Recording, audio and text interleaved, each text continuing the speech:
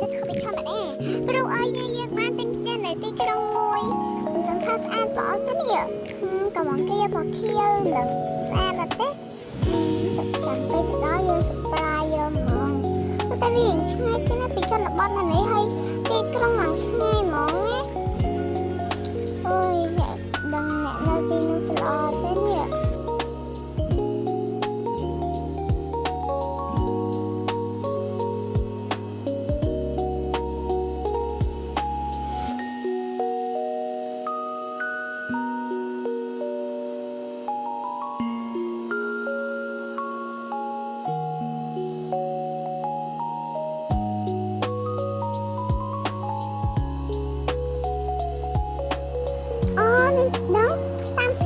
ត្រូវទៅ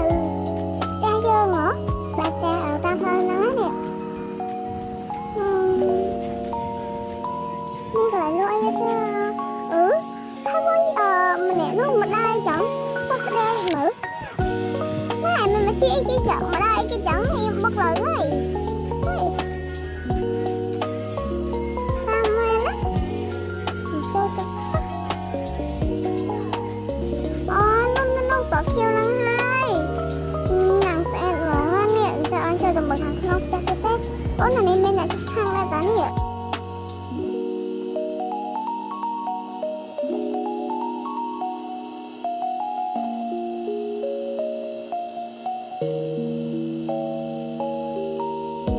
អូនេះគេមកស្អាតដែរតានេះខាងក្រោមមានសុទ្ធជាលយមែនតើហ្មងទៅមើលខាងលើនេះមកអូយឡើងស្អាតត្រូវចាំយើងចូលចិត្តរៀនចូលចិត្តអីផងអូយត្រូវហ្មងណាតែមិនដឹងថាមានទឹកអត់ទេណែអូទឹកនៅក្រោមហើយឥឡូវរកទៅអង្គុយលេងអីតិចសិននេះគឺអត់ស្គាល់ហើយអូគ្មានអ្នកជិតខាងអីមកលេងមិននិយាយតែជាមួយសិននេះអូនោះមានអ្នកមកចេញផ្ទះនេះទៅនេះអូផ្ទះនេះមិននៅរកទៅសួរទៅគេតិចសិននេះទៅហៅពីមកទៅមកចាប់ផ្ទះហើយមកចាប់ផ្ទះហើយចិនតែមកហៅខ្ញុំអូសួស្ដីលោកលោកជាអ្នកខាងនេះមែនទេអ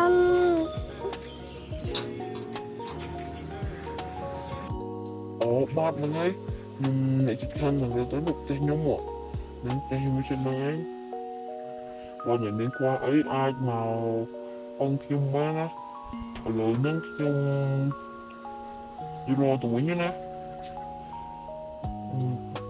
យល់ទៅវិញសិនណាអ្នកនាងចាំពេលស្អែកចាំខ្ញុំមិននិយាយលេងជាមួយអ្នកនាងទៀតណាហើយចឹងអ្នកនាងឈ្មោះអីដែរគឺខ្ញុំឈ្មោះមេលីអាចារ្យលោកអូគូខ្ញុំឈ្មោះរតនា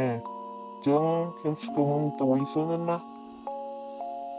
អូយមានអារម្មណ៍ថាមុខស្រឡាញ់គេមកជានេះមាន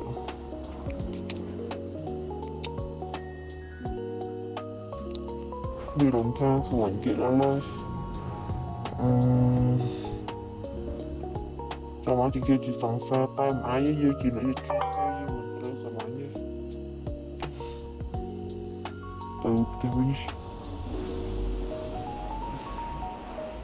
អូយយើងនិយាយមកដូចអបអរពេកចឹងខ្ញុំដូចមានអារម្មណ៍ថាស្រឡាញ់គេនេះអូយមេលីអញឈួតហើយ